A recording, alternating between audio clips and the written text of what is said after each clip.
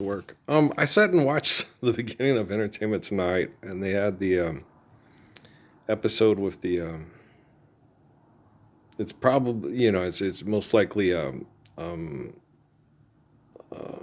addiction to things that make you feel comfortably numb with little Miss Britney Spears. And why she can't be around her kiddos. And like what happened with Matthew Perry, the guy got him drugs and he died, because they become addicted to these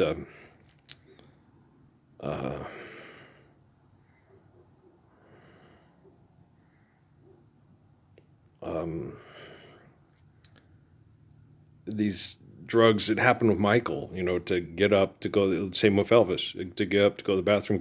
They're a big cash cow, and they're a big opportunity to be taken advantage of, or to make lots of money off of exposing the stories and stuff. And so it's miserable, and their lives become utterly meaningless. And then they get like with Amy as the kids, and Amy was getting Stockholm syndrome by all the fuckers at Fort Huachuca.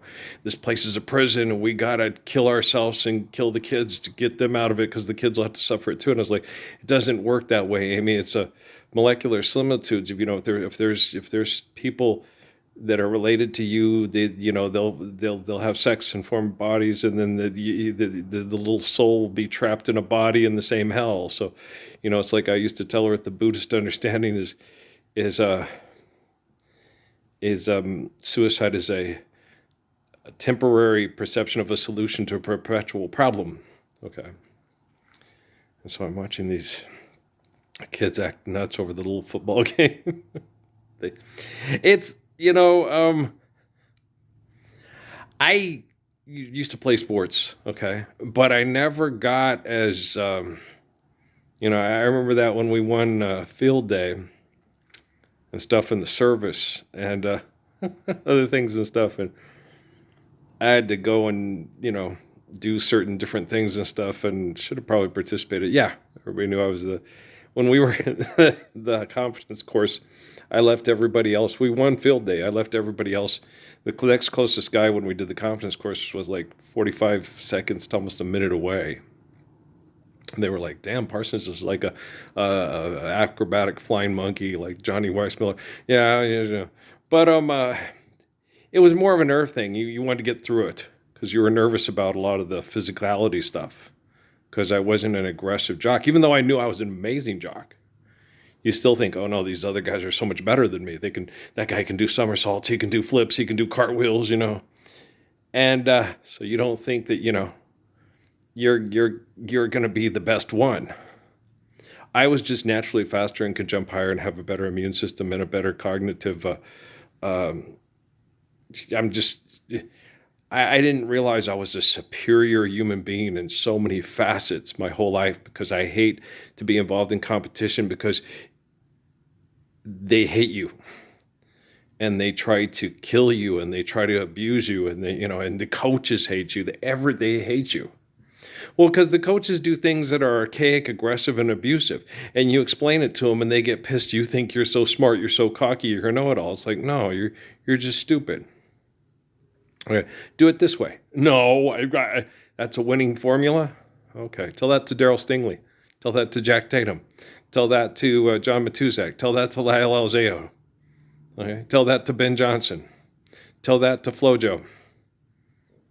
Okay, you don't give a fuck what happens to people. You just want to win to keep the money coming in, so you feel powerful. I've seen you on Charlie Chan and Mr. Moto. I know you assholes. I know an asshole when I see one. And so you can see why the mental and emotional instability of little Miss Britney Spears. Okay. And why Natalie says, poor Britney Spears, poor Michael Jackson, right?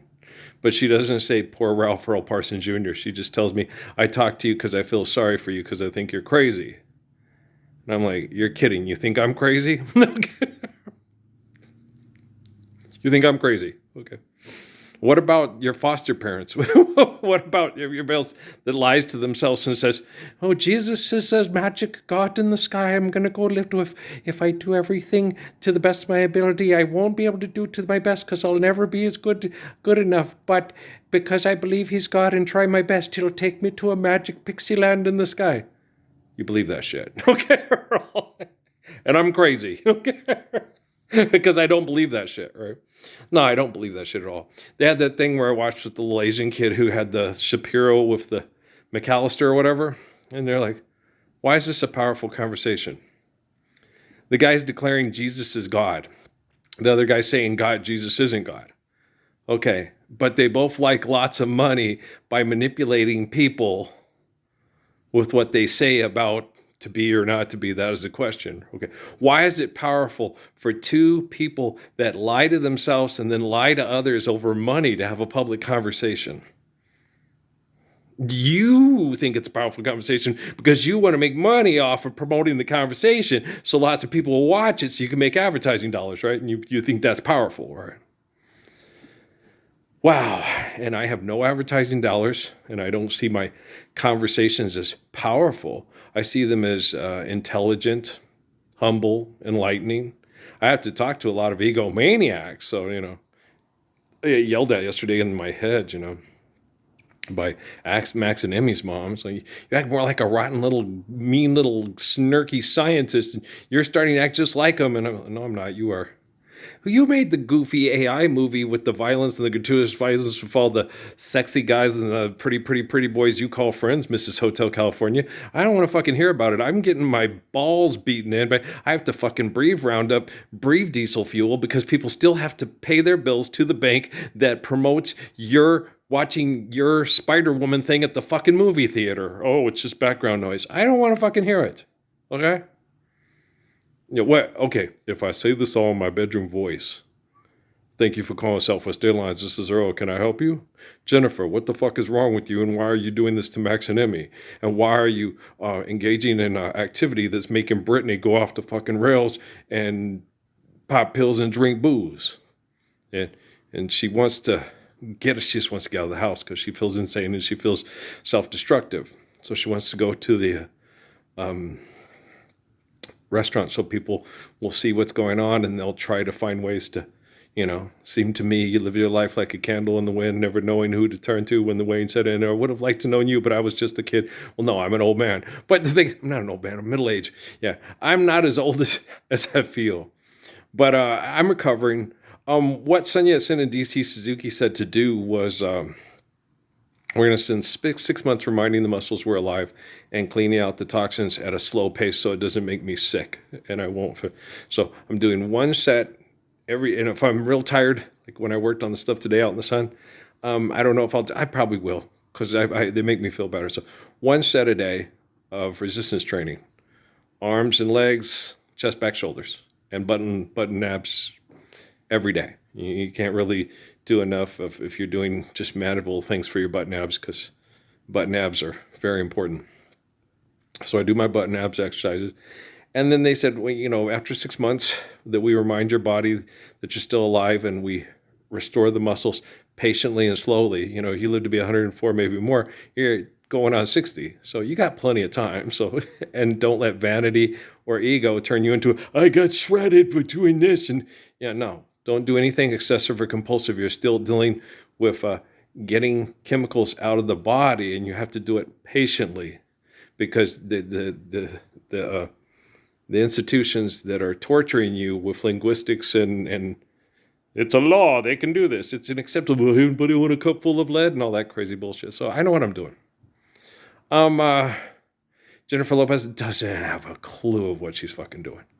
And you guys got to understand, she's surrounded by selfish people that want to be the source of these dental commercials that I'm watching on TV during the football game. And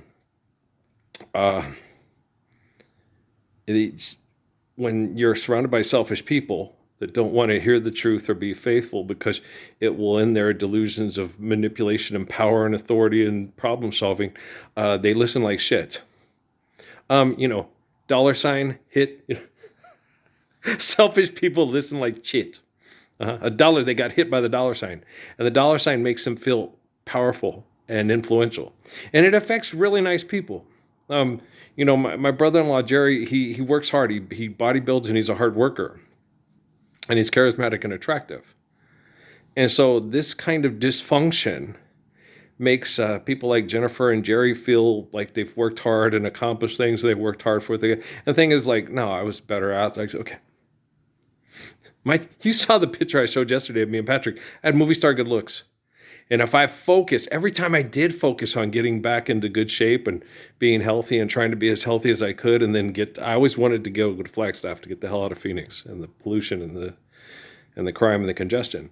And every time I tried to go somewhere, it screwed it up. And then when I finally did get out of it, I ended up with Amy, and it was, but a little person as Jesus in my head told me to marry Amy, just like he told me to marry Steffi.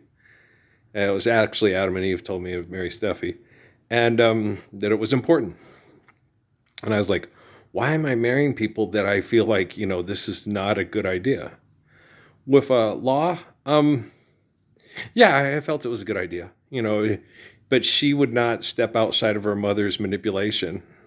Same thing CJ told her, If we could have got married and made decisions on our own without her mother telling her what to do and sure doing everything her mother said to do, we could just explain to her mother why we're doing things. And this is what works for us. But the thing about it was Law was trained by her mom that if he can do it, you can do it too, and just don't volunteer information. And she got used to that. And like a military woman, and you can't be a woman that thinks you're going to cheat and she's going to cheat too. You just make them wear condoms, and that's not a relationship. That's a business arrangement, and business arrangements aren't based on reality and faithful love. And so I thought we could, but then I didn't realize. Okay, that's why Shelley said she considered being with Earl. But it seemed a little too weird because it was like a brother and sister thing, which was cool with that. But she's cute, she's fun, spiky. Shelley, yeah, gorgeous, sweet woman, And then Steffi both wanted to be with me because they said, well, it's a romantic relationship not because of Law. Law's a business person. It's because of Earl. Earl's romantic. And Kay always used to say, yeah, but he's Pollyanna and he lives in rose-covered glasses. And it's like, really? You think that? Did you clean up Fort Huachuca? Are you cleaning up Halliburton, Northrop Grumman, and Lockheed Martin without fear because you're faithful to a faith in the infinite glory of God and the eternal existence of holy covenants? You sure I'm Pollyanna? You sure I got on rose-covered glasses? Could I have them fucking back, please? Because you all motherfuckers took them. I watch these commercials on too. Guided by institutions of a joint, with this advertisement for the American conference and stuff, and put together, it's like, yeah. Hitler used to advertise like this with Goebbels. Yeah. It never went away. That's not refreshing, and it's not, no. It's disturbing and sad. Okay, it's Constantine and Jerome, and it